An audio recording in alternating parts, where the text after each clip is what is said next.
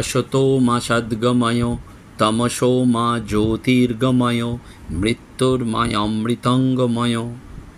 नमस्कार। श्री श्री ठाकुर श्री श्री मा एवं स्वामीजी महाराजेर चरणे भुलुंठित प्रणाम जानाई। आज जुग ऋषि अरविंदेर पुण्य जन्मदिन एवं भारतवर्षेर स्वाधीनता दिवस। स्वामी विवेकानंद 1897 साले बोलेছিলেন, आगामी 50 বৎসর आमादेर गरीयसी भारत माताई आमादेर आराध्य देवता हन। अन्यान्य अकेज देवता এই কয়েক বৎসর ভুলিলে কোনো ক্ষতি নেই। স্বামীজির এই কথার ঠিক 50 বছর পর 1947 সালের 15ই আগস্ট ভারতবর্ষের স্বাধীনতা প্রাপ্তি ঘটে, অর্থাৎ ভারতবর্ষ স্বাধীন হয়।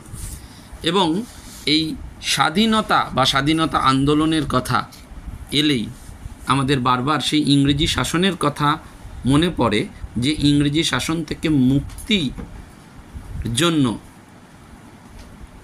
শত শত বিপ্লবীরা তাদের প্রাণ নিবেদন করেছিলেন। স্বাধীনতা দু প্রকার, এক ঐহিক স্বাধীনতা আর দুই পারমার্থিক স্বাধীনতা। ঐহিক স্বাধীনতা হচ্ছে জাগতিক স্বাধীনতা, অন্ন বস্ত্র বাসস্থান চলাফেরা ভোগবিলাসের স্বাধীনতা। আর অন্তর স্বাধীনতা হচ্ছে সৎ সত্য এবং পবিত্রতা সহায়ে মাথা উঁচু করে বাঁচা। অন্তর স্বাধীনতা এবং মানসিক স্বাধীনতা ভোগের জন্য জন্ম জন্মান্তরের স্বাধীনতা চাই। সেজন্য স্বাধীনতা, জাতীয়তাবাদ, দেশমাতৃকার সেবা, এই সবটাই আজকের যুগে অতি প্রাসঙ্গিক। 1922 সালের নভেম্বর মাসে জনৈক ভক্ত মহাপুরুষ মহারাজের কাছে এসে আবেগ ভরে জিজ্ঞাসা করেছিলেন, মহারাজ, এখন সমগ্র দেশ মহাত্মাজির অসহযোগ আন্দোলনে মাতোয়ারা, শত শত নরনারী জেলে পচে মরছে, কত লোক প্রাণ দিচ্ছে, মহাত্মাজি নিজেও এই বিপদে ঝাঁপিয়ে পড়েছেন, কিন্তু দেশব্যাপী এত বড় ব্যাপারে রামকৃষ্ণ মিশন একেবারে চুপ কেন? আপনাদের কি এতে কিছুই করার নেই? সারা দেশের লোক তো অবাক হয়ে ভাবছে যে রামকৃষ্ণ মিশন কি করছে। দেশের স্বাধীনতা সংগ্রামী কি কিছুই কর্তব্য নেই? এর উত্তরে মহাপুরুষ মহারাজ বলেছিলেন, যুগাবতারের কার্য সাধারণ মানব বুদ্ধির অগম্য। সমগ্র দেশবাসী বা তোমরাই যুগাবতারের কার্য কি বুঝবে বলো? যখন অবতার নরদেহ ধারণ করে আসেন, তিনি কোনো দেশ বিশেষের জন্য বা জাতি বিশেষের জন্য আসেন না, তিনি আসেন সমগ্র জগতের কল্যাণের জন্য। তারপরেই বলছেন, স্বামীজি ইচ্ছা করলে দেশে একটা মহা রাজনৈতিক বিপ্লবের সৃষ্টি করতে পারতেন নাকি? কজনের প্রাণ তার মতন কেঁদেছিল গরিব দুঃখীর জন্য। সেজন্য এই যে স্বাধীনতা আন্দোলন বলতে আমরা সশস্ত্র বিপ্লবের কথাই সবসময় বুঝি, কিন্তু স্বামী বিবেকানন্দের দৃষ্টিতে যেই স্বাধীনতা আসলে অন্তর্জগতের বিপ্লব। ভগিনী নিবেদিতা সুন্দর করে বলছেন, ভারতবর্ষই ছিল স্বামীজির আবেগ গভীরতম আবেগের কেন্দ্র। ভারতবর্ষ নিত্য স্পন্দিত হতো তাঁর বুকের মধ্যে, প্রতিধ্বনিত হতো তাঁর ধমনীতে। ভারতবর্ষ ছিল তার দিবা স্বপ্ন, ভারতবর্ষ ছিল তার নিশীথের দুঃস্বপ্ন।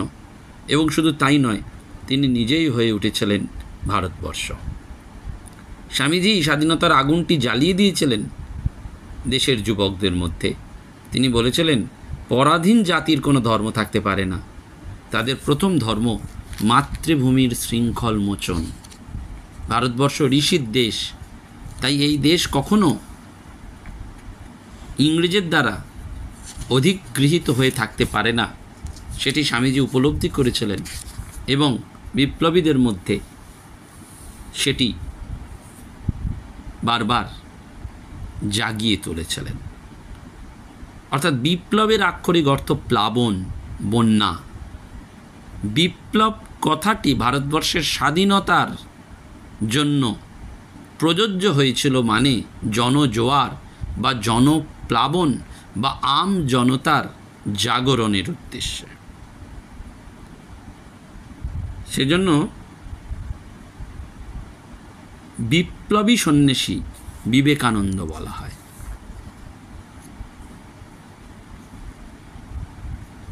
সমস্ত বিপ্লবীরা এক বাক্যে শুরু করেছিলেন বা এক বাক্যে স্মরণ করেছিলেন যে এই স্বামীজির যে রচনাবলী তার মধ্যেই ছিল বিপ্লবের মূল উপাদান। স্বামীজি তাদের উদ্দীপ্ত করেছিলেন। সেজন্য চক্রবর্তী রাজা গোপালচারী বারবার বলছেন, তিনি না হলে আমাদের ধর্ম নিশ্চিহ্ন হয়ে যেত এবং আমাদের স্বাধীনতা লাভও সম্ভব হতো না। বিবেকানন্দ সৈনিক ছিলেন, সেনাপতি তিনি, ভারতবর্ষের জন্য শুধু নয়, সমগ্র পৃথিবীর জন্য। এবং সেই জন্য ওই ভগিনী নিবেদিতা উপলব্ধি করেছিলেন যে বিবেকানন্দ নিজেই হয়ে উঠেছিলেন স্বয়ং ভারতবর্ষ। এবং সেই বিপ্লব শুধুমাত্র ঠাকুর নন, মা নন, স্বামীজিও স্বয়ং। স্বামীজির জ্বালাময়ী বক্তৃতা ভারতবর্ষের স্বাধীনতা লাভের জন্য যুবকদের অনুপ্রাণিত করত। স্বামীজি বলেছিলেন এক মাদ্রাজি ভক্তকে যে আমি কালই তোমাদের স্বাধীনতা এনে দিতে পারি, কিন্তু তোমরা কি রাখতে পারবে? মানুষ কোথায়? আগে মানুষ তৈরি হোক, তারপর স্বাধীনতা আসবে। তখনকার জেলে বিপ্লবীদের গোপন জবানবন্দি থেকে, পুলিশের গোপন রিপোর্ট থেকে প্রমাণিত হয়েছিল যে বন্দি স্বাধীনতা সংগ্রামীদের কাছে 3টে বই পাওয়া যেত: স্বামীজির রচনাবলী, গীতা এবং বঙ্কিমচন্দ্রের আনন্দমঠ। বিপ্লবী হেমচন্দ্র ঘোষ তিনি স্বামীজির মুখে শুনেছিলেন যে ঠাকুর নিজেই বলেছেন, মনে রাখিস ইংরেজি এদেশে সর্বনাশ করেছে। অর্থাৎ ঠাকুরই যেন নরেন্দ্রনাথকে এই স্বাধীনতা সংগ্রামী তৈরির জন্য ইঙ্গিত দিয়েছিলেন। বেঙ্গল ভলেন্টিয়ার্সের মহাবিপ্লবী হেমচন্দ্র ঘোষ তিনি বলেছিলেন যে রামকৃষ্ণ, সারদা, বিবেকানন্দ এই ত্রয়ী এক মহা বিপ্লবের প্রতীক। সারা পৃথিবীর চিন্তা এবং চেতনার ক্ষেত্রে এক বিরাট রেভলিউশন এনে দিয়েছেন এরা। এদের বিপ্লবে চাঞ্চল্য নেই, গতির চমক নেই। 2-1 শতাব্দী হয়তো চলে যাবে এর বহিঃপ্রকাশ মানুষের চোখে ধরা পড়তে, কিন্তু এই বিপ্লব, যাকে রামকৃষ্ণ বিপ্লব বলে আমি অভিহিত করতে চাই, তা থেমে নেই। মানুষের অন্তরের ঐশ্বর্যকে উন্মোচিত করে, মানুষের চিন্তার ক্রমবিকাশ ঘটিয়ে মানুষকে মনুষ্যত্বে পৌঁছে দেওয়াই হলো এই বিপ্লবের প্রকৃতি। আগামীকালের মানুষ দেখতে পাবে এই নীরব বিপ্লবের তরঙ্গ জগৎকে প্লাবিত করে দিয়েছে। সত্যি সত্যি বর্তমান যুগে এই স্বাধীনতার পূর্ণ দিনে আমাদের সেই বিপ্লবের কথা বারবার স্মরণ করতে হয়। অগ্নিকন্যা কল্পনা দত্ত তারা সেই চট্টগ্রামের স্বাধীনতা সংগ্রামীদের কাছে চলে গেছেন এবং পরবর্তীকালে তারা প্রত্যেকেই এই স্বাধীনতা সংগ্রামী আন্দোলনের সাথে নিজেদের যুক্ত করে ফেলেছিলেন। প্রীতিলতা ওয়াদেদার, কল্পনা দত্ত প্রত্যেকেই। এই কল্পনা দত্তের গুপ্ত নাম ছিল রমা। বিপ্লবীদের খবর আদান প্রদানের জন্য তিনি গ্রামের ভেতরে যাতায়াত করতেন এবং পুলিশের খাতায় তার নাম উঠেছিল। রাতের অন্ধকারে পুরুষের ছদ্মবেশে তিনি কাট্টলির গোপন আস্তানায় মাস্টারদা এবং নির্মল সেনের সঙ্গে আলাপ আলোচনা করার জন্য যেতেন। গ্রেপ্তার হয়েছিলেন এবং মামলা দায়ের করা হয়েছিল। অর্থাৎ এই মহিলারাও সে যুগে এগিয়ে এসেছিলেন এই বিপ্লবের জন্য। এবং সেই সময় লালা লাজপত রায়, বাল গঙ্গাধর তিলক, বিপিনচন্দ্র পাল এবং ক্ষুদিরাম, প্রফুল্ল চাকি, বাঘাযতীন, সূর্য সেন, বিনয় বাদল দীনেশ, অগণিত আত্মত্যাগী দেশব্রতী বিপ্লবীরা সেই অনুশীলন সমিতি, যুগান্তর গুপ্ত সমিতির থেকে মৃত্যুকে ভৃত্য করে শাসকদের অত্যাচারের শায়েস্তা করার জন্য ঝাঁপিয়ে পড়েছিলেন। সেদিনের মৃত্যুবরণ মন্ত্র ছিল বন্দে মাতরম, এবং এই বন্দে মাতরম ধ্বনিতে তারা আকাশ বাতাসকে কম্পিত করে দিত। এ যেন ছিল এক মহাসঙ্গীতের মতন। এবং সেই জন্য ইংরেজরা এই বন্দে মাতরম শুনলে কোথাও একটু কম্পিত হতো, কোথাও একটু ভয় পেতেন। ঋষি অরবিন্দ বলছেন, দীর্ঘকালের মোহ থেকে সহসা জাগরণের মুহূর্তে যখন বাংলার মানুষ সত্যের খোঁজে চারিদিকে চাইল, তখন এক দৈব মুহূর্তে কেউ গেয়ে ওঠে বন্দে মাতরম। মন্ত্র দেয়া হলো, একদিন একটি সমগ্র জাতি স্বদেশ প্রেমের ধর্মে ধর্মান্তরিত হলো। মা নিজেকে প্রকাশিত করলেন। সে দর্শন একবার যে জাতির হয়েছে তার আর বিশ্রাম নেই, শান্তি বা নিদ্রা নেই, যতদিন না মন্দির নির্মাণ, বিগ্রহের প্রতিষ্ঠা হয় এবং বলি নিবেদন করা হয়। যে মহান জাতি একবার ওই দর্শন লাভ করেছে, সে জাতি আর কখনো বিজয়ীর জোয়ালের নিচে তার ঘাড় অবনত করতে পারে না। এবং সত্যি সত্যি আমাদের যে স্বাধীনতা, সেটির দরকার যেমন সামাজিক, অর্থনৈতিক, রাজনৈতিক, তার পাশাপাশি আধ্যাত্মিক স্বাধীনতা। সিস্টার ক্রিস্টিন তার স্মৃতিচারণে বলছেন যে 1000 আইল্যান্ড পার্কে স্বামীজি একদিন পিঞ্জরাবদ্ধ সিংহের ন্যায় বলে উঠেছেন, আজাদ আজাদ, মুক্তি মুক্তি। এবং তারপরেই একদিন বলছেন যে এবার আর মায়াকে ত্রিসীমানায় ঘেঁষতে দিও না, জন্ম জন্ম আমরা মায়ার খপ্পরে পড়িয়াছি, আর নয়, এবার আর কোনো মতেই ধরা দেব না। অর্থাৎ বিবেকানন্দ সকলের মধ্যে সেই মুক্তির আকাঙ্ক্ষাকে জাগিয়ে দিয়েছিলেন। মুক্তি কী করে আসবে না, স্বামীজি বলতেন, সমুদয় প্রকৃতির চরম লক্ষ্য মুক্তি, আর এই মুক্তি কেবল পূর্ণ নিঃস্বার্থপরতা হইতেই লাভ করা যায়। আর প্রত্যেক স্বার্থশূন্য কার্য, প্রত্যেক নিঃস্বার্থ চিন্তা, প্রত্যেক নিঃস্বার্থ বাক্য আমাদের নিজেদের আদর্শের অভিমুখে লইয়া যায়। সেই জন্য এই কার্যকে নীতিসঙ্গত বলা হয়। স্বাধীনতার মানে কি? পাঠশালায় যখন পণ্ডিত মশাই জিজ্ঞেস করছেন, গল্পের মাধ্যমে আমরা পাই, তখন সেই পাঠশালার সুবল বলছে নিজের অধীনতা, মানে নিজে আমি যা খুশি করব তারই অধিকার। মাস্টারমশাই একে একে সকলকে জিজ্ঞাসা করলেন, তারপরে কোনো সদুত্তর পেলেন না। তখন বললেন যে স্বাধীনতা মানে নিজের অধীনতাই বোঝায়, কিন্তু নিজের বলতে কি বোঝায়? তোমাকে যদি দুটো আম দেয়া হয়, একটা পচা আর একটা ভালো, যদি মনে বলা হয় ওর মধ্যে থেকে তুমি নিজেরটা করে নাও, তাহলে তুমি কোনটা করবে? ভালোটাই নিশ্চয়ই নেবে। পশুরাও যেটা ভালো চায় সেটাই নিজের হোক।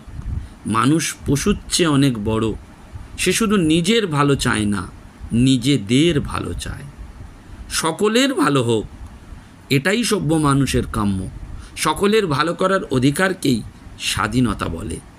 এবং বলেই মাস্টারমশাই বললেন, আরও একটু যখন বড় হবে তখন বুঝতে পারবে সকলের মধ্যেই ভগবান আছেন। স্ব মানে ভগবান, স্বাধীনতা মানে ভগবানের অধীনতা, যা মঙ্গলময় তারই অধীনতা। অর্থাৎ ওই যে স্বামীজি বলছেন নিঃস্বার্থপরতার অর্থটা কি না, আমি এই ক্ষুদ্র শরীর, এই ভাব থেকে মুক্ত হওয়া। আমরা সব সময় আমি এবং আমার এই ক্ষুদ্র বৃত্তের মধ্যেই আবদ্ধ থাকছি। সেই জন্য এই স্বাধীনতা আসলে নিঃস্বার্থ কর্ম, মুক্তির এক দিশা। তিরুনেলভেলি রেলওয়ে স্টেশনের ওভারব্রিজের কাছে সবজি বিক্রেতা সেলভমের একটা ছোট্ট দোকান। সবজি কিনতে গেলেই দেখা যায় যে সেখানে টমেটো, পেঁয়াজ, আলু এসবের মাঝে একটা বোর্ডে কয়েকটা পংক্তি লেখা আছে, জিজ্ঞাসা করে সেলভামের কাছ থেকে জানা যায় যে সে প্রত্যেক দিন বিবেকানন্দের একটি করে বাণী বোর্ডে লিখে রাখে। যে তার দোকানে সবজি কিনতে আসে সেই পড়ে স্বামীজির এই বাণী। সবজি বিক্রি এবং বিবেকানন্দের বাণী একসাথে, কারণ সেলভাম তখন বলে যে যখন তার অল্প বয়স ছিল, ছোট বয়স ছিল, সে তামিল ভাষায় বিবেকানন্দের উপদেশের একটা বই উপহার পেয়েছিল, কিন্তু সে তৃতীয় শ্রেণী পর্যন্ত পড়েছিল, তারপর আর পড়াশোনা করতে পারেনি। কিন্তু এই বইটি তার বিশেষ করে ভালো লেগেছিল। জীবনে সে যখন কোনো সমস্যায় পড়েছে, স্বামীজির বাণী তাকে সমস্যা সমাধানের পথ দেখিয়েছে, প্রেরণা দিয়েছে। তাই সেলভামের খুব ইচ্ছা যে অন্যেরাও স্বামীজির বাণী থেকে উপকৃত হোক। বই কিনে বিতরণ করার মতন অর্থ তার ছিল না। তাই সে রোজ সকালে আধ ঘন্টা সময় ব্যয় করে বিবেকানন্দের বাণী পছন্দ করে ওই বোর্ডে লিখে রাখে। সেলভামের আশা তার ক্ষুদ্র সামর্থ্য অনুযায়ী এই সেবা প্রয়োজনের সময় অন্য মানুষের জীবনে আলো দেখাবে। এটাই নিঃস্বার্থ কর্ম এবং এটাই তার আনন্দের উৎস। সেলভাম সত্যিকারের স্বাধীনতা উপভোগ করছে এবং সে প্রকৃতই মুক্তিপথযাত্রী। এটা গল্প নয়, সত্যিকারের কাহিনী। স্বাধীনতা মানে ভগবানের অধীনতা, যিনি জনগণ মঙ্গলদায়ক। সেই মঙ্গলময়ের অধীনতা চাই। স্বাধীনতায় দিবসে ভারতবর্ষের নাগরিকরা আমরা সেই মঙ্গলময়ের অধীনতাকে প্রাণে প্রাণে অনুভব করি। আগামী দিনে আমাদের হাতে জ্বলে উঠুক শত সহস্র মঙ্গল দ্বীপ, ছড়িয়ে পড়ুক, এবং তার মধ্যে দিয়েই আমরা ভারতবর্ষের নতুন জয় গাথা রচনা করি। সেটিই স্বামী বিবেকানন্দ চেয়েছিলেন। সেটি এই স্বাধীনতার জন্য বিপ্লবীরা জীবনপণ লড়াই করে সেটি আমাদের কাছে উপহার দিয়েছেন। সেই জন্য বারবার মনে রাখতে হয় যে স্বামীজির সেই কথা আর কিছুতেই আবশ্যক নাই। আবশ্যক শুধু প্রেম, সরলতা ও সহিষ্ণুতা। জীবনের অর্থ বিস্তার, বিস্তার আর প্রেম একই কথা। আমাদের বারবার আজকের দিনে সেই শহীদ বিপ্লবীদের কথা স্মরণ করতে হয় এবং তার সাথে সাথে ভারতবর্ষের এই সংগ্রাম আন্দোলনের নেপথ্যে স্বামী বিবেকানন্দকে সর্বাগ্রে স্মরণ করে রাখতে হয়। মহাবিপ্লবী রাসবিহারী বসুর জীবনেও ছিল স্বামীজির প্রভাব। তিনি গীতা উপনিষদ ধর্মগ্রন্থ পাঠ করতেন এবং স্বামীজি ও ঠাকুরের উপদেশাবলী পাঠ করে ভারতের স্বাধীনতাকেই একমাত্র কাম্য বস্তু বলে অনুভব করেছিলেন।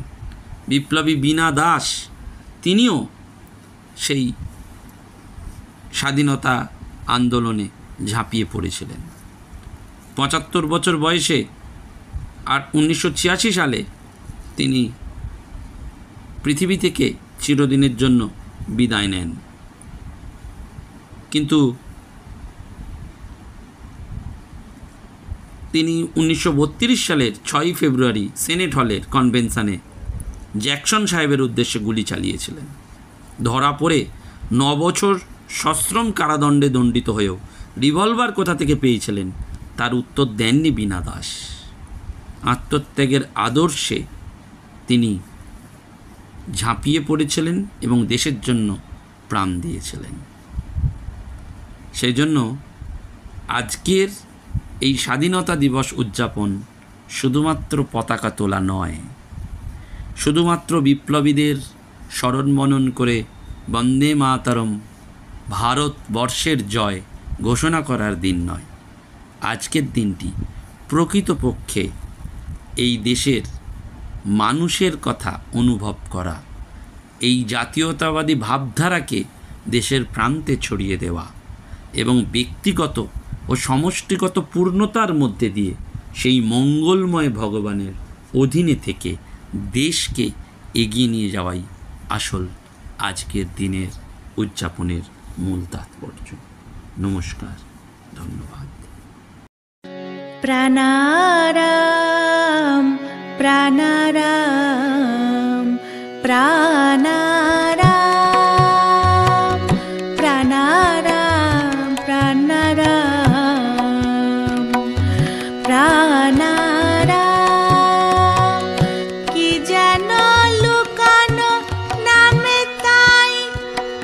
ইষ্ট এত তব নাম প্রাণারাম প্রাণারাম প্রাণারাম